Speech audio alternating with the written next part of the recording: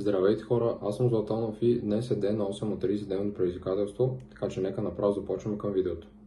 Така, днес ще е доста по-кратко видеото, понеже ще се наложи да тръгвам след около час и половина, така че ще имам време само да обработя кратките видеа за YouTube канала ми, след което може би ще гледам съвсем малко от курса и след това ще трябва да направя тъмнел и да обработя това видео и ще е това. Така че направо ще ви покажа някакви кадри от това.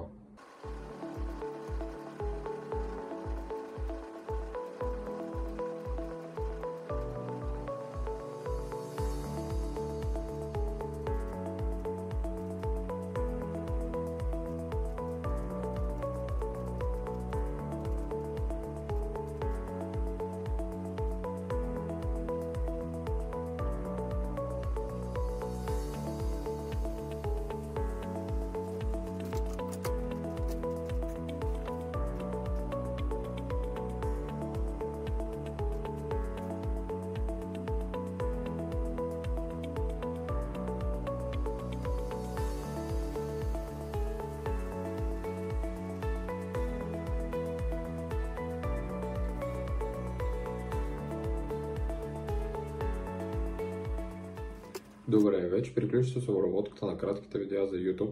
Сега само ще ги направя така, че да се качат автоматично.